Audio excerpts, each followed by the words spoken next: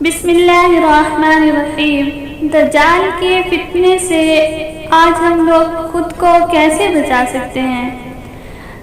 مغرب کی کوشش ہے کہ مسلمانوں کو صحابیانہ صفات سے عاری کر کے گناہوں، سہولت پسندی اور عیش پرستی میں مبتلا کیا جائے۔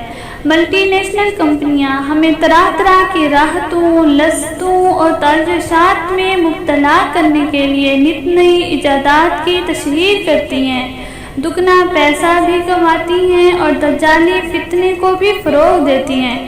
انسان اپنے جسم کو راحت پہنچانے کے لیے کہاں تک جا سکتا ہے، کتنا گر سکتا ہے، کتنی فضول خرچی کر سکتا ہے، روح سے توجہ ہٹا کر نفس کے پھندوں میں کتنا گرفتار ہو سکتا ہے۔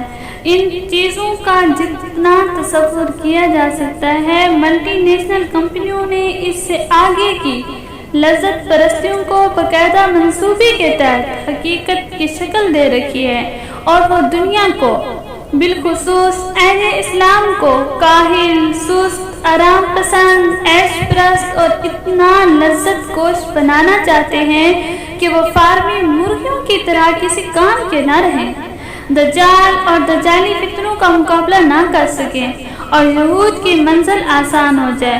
آپ سڑکوں کے کنارے لگے بڑے بڑے اشتہارات پر نظر ڈالیے، اشیاء تعیش سے بھرے ہوئے شاپنگ مالز، چمکدار دکانیں اور چمچماتے شوکیس ملاحظہ کیجیے، مراعات یافتہ طبقوں کی لذتوں، شہوتوں، نوابی نخروں اور امیرانہ چنچلوں کو کبھی دیکھیے۔ دجالی فتنے میں ملوث ہونے کے آثار ہر جگہ واضح نظر آئیں گے۔ ان سے بچ کر سادہ، جفاکش اور بے تکلف زندگی گزارنے والا ہی اپنی صحت، ایمان اور آخرت کو بچا سکے گا۔ تو دجالی فتنے سے بچنے کے لیے ضروری ہے کہ ہم مغرب کے فتنے سے خود کو بچانے کی کوشش کریں اور صحابہ اکرام کی طرح سادہ زندگی گزاریں۔